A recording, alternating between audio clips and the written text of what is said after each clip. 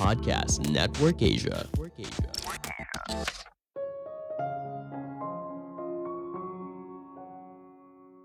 Cerita yang menarik akan membuat konsumen memahami produk apa yang kamu jual. Halo semuanya, nama saya Michael. Selamat datang di podcast saya, Sikutu Buku. Kali ini saya akan bahas buku Building a Story Brand karya Donald Miller. Sebelum kita mulai, buat kalian yang mau support podcast ini agar terus berkarya, caranya gampang banget. Kalian cukup klik follow. Dukungan kalian membantu banget supaya kita bisa rutin posting dan bersama-sama belajar di podcast ini. Buku ini membahas bagaimana cara membuat cerita yang bagus untuk menjelaskan usaha atau produk apa yang kamu jual. Setiap orang pada dasarnya suka cerita yang menarik. Cerita memiliki peran penting dalam hidup manusia. Dengan cara yang tepat, kita bisa membantu konsumen dalam memahami apa yang kita jual. Saya merangkumnya menjadi 3 hal penting dari buku ini. Pertama, membangun cerita produk yang menarik. Di era sekarang, kamu mencari segala sesuatu pasti via internet. Oleh karena itu, penting membuat website yang jelas untuk menjelaskan siapa dirimu, apa yang kamu tawarkan, dan kenapa konsumen harus memilih kamu daripada merek yang lain. 3 pertanyaan ini sangat penting untuk membantu konsumen memahami perusahaan dan produk apa yang kamu jual. Pasti dong kamu pernah melihat website yang secara tampilan menarik, tapi kamu nggak tahu website apa itu. Nah, kalau sudah begitu, konsumen bisa dengan cepat langsung pindah dan cari website lain yang sejenis. Penulis menawarkan kerangka pikir untuk membuat sebuah cerita bagi perusahaan atau produk kamu dengan menarik. A character has a problem and meets a guide who gives them a plan and calls them to action that helps them avoid failure and ends in success. Artinya, seorang karakter memiliki permasalahan dan bertemu pemandu yang dapat memberikan mereka sebuah rencana dan mendorong mereka untuk melakukan sesuatu untuk mencegah mereka menemui kegagalan dan berakhir sukses. Ini adalah kerangka pikir dalam membuat cerita yang menarik. Sebuah cerita pasti dimulai dengan tokoh utama. Nah, tokoh utama ini adalah konsumen.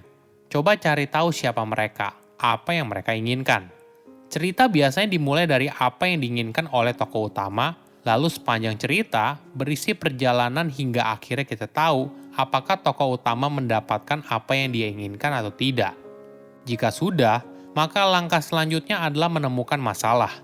Tokoh utama berada dalam masalah dan produk atau jasa yang kita tawarkan akan membuat hidup mereka menjadi lebih baik.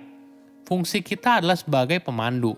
Kita bukanlah tokoh utama, namun kita punya peran penting dalam memastikan tokoh utama yaitu konsumen kita untuk menyelesaikan masalah yang dia hadapi.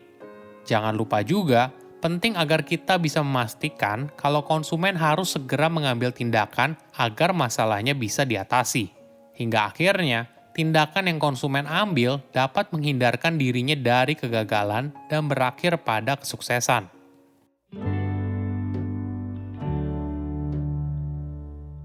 Kedua, menjawab kebutuhan konsumen. Konsumen pada dasarnya ingin dimengerti, khususnya soal masalah yang mereka hadapi. Inilah tugas kita untuk memberikan solusi atas masalah yang mereka hadapi. Sebuah cerita yang menarik biasanya butuh antagonis, tokoh atau karakter yang harus dihadapi oleh tokoh utama. Misalnya begini, kamu menjual aplikasi manajemen waktu. Kamu bisa menggunakan gangguan dalam bekerja sebagai karakter atau tokoh jahatnya. Kamu bisa bercerita bagaimana seorang tidak menyelesaikan pekerjaan tapi malah sibuk main media sosial. Nah, produk kamu bisa membantu tokoh utama yaitu konsumen untuk mengalahkan tokoh jahat tersebut. Menariknya, tokoh jahat itu tidak hanya berasal dari luar diri, tapi bisa juga berasal dari dalam diri, misalnya perasaan frustasi karena merasa tidak punya cukup waktu untuk diri sendiri. Banyak perusahaan biasanya hanya fokus pada hal eksternal. Jika kamu seorang pengecat rumah, jangan hanya fokus menawarkan jasa pengecatan rumah, tapi kamu juga perlu bicara kepada konsumen kalau jasa yang kamu tawarkan mampu menjawab masalah internal mereka, yaitu akan buat rumah mereka jauh lebih cantik daripada rumah lain yang ada di komplek. Kombinasi pemecahan masalah secara internal dan eksternal akan buat produk yang kamu tawarkan menjadi lebih menarik. Hampir di setiap cerita, saat tokoh utama mendapat masalah yang berat, lalu muncul tokoh lain sebagai pemandu. Misalnya di film Star Wars ada Yoda, makhluk hijau kecil yang penuh kebijaksanaan dan merupakan guru Jedi. Sedangkan di film Lord of the Rings ada sosok Gandalf, penyihir tua bijaksana dan hebat. Di dalam kisah yang kita buat, perusahaan kita berfungsi sebagai pemandu yang membantu pelanggan untuk menyelesaikan masalah hidupnya. Untuk menjadi pemandu yang sukses, maka kamu perlu dua hal, yaitu empati dan otoritas. Kita bahas satu persatu ya. Empati sangat penting agar konsumen merasa kalau kita memahami apa yang mereka rasakan. Ini juga merupakan dasar untuk membangun kepercayaan dengan konsumen.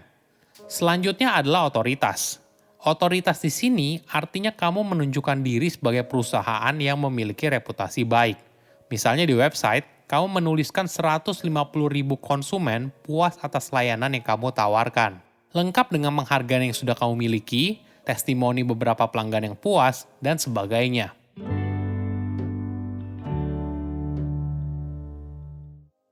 Ketiga, mendorong konsumen untuk membeli. Ada perspektif yang menarik. Coba ingatkan konsumen apa yang terjadi apabila mereka tidak membeli produk yang kamu jual.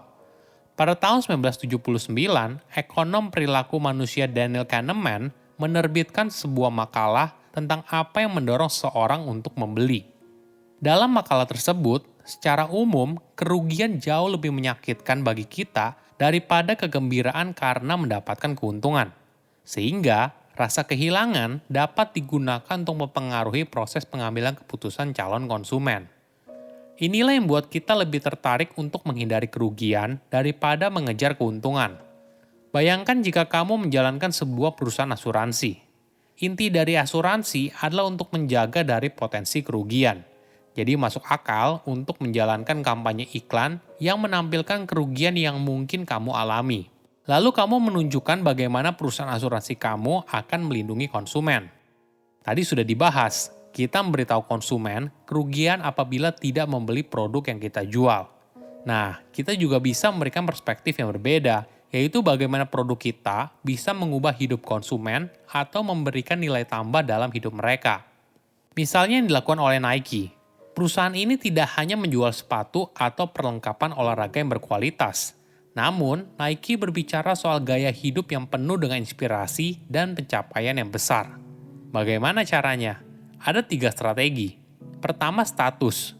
Apakah kamu pernah melihat film di mana pemeran utama yang awalnya cupu, tapi ternyata berakhir menjadi pahlawan yang keren?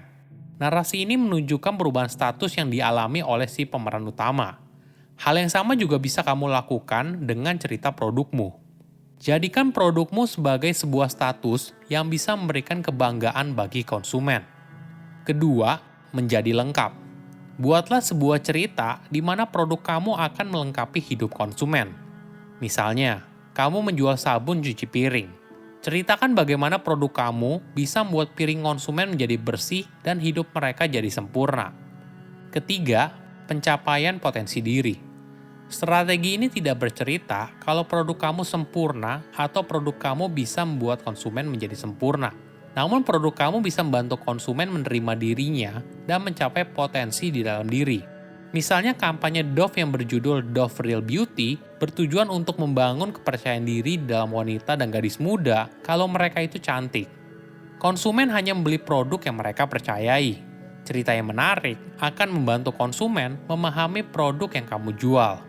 Saya undur diri, jangan lupa follow podcast Sikutu Buku. Bye-bye. Pandangan dan opini yang disampaikan oleh kreator podcast, host, dan tamu tidak mencerminkan kebijakan resmi dan bagian dari podcast Network Asia.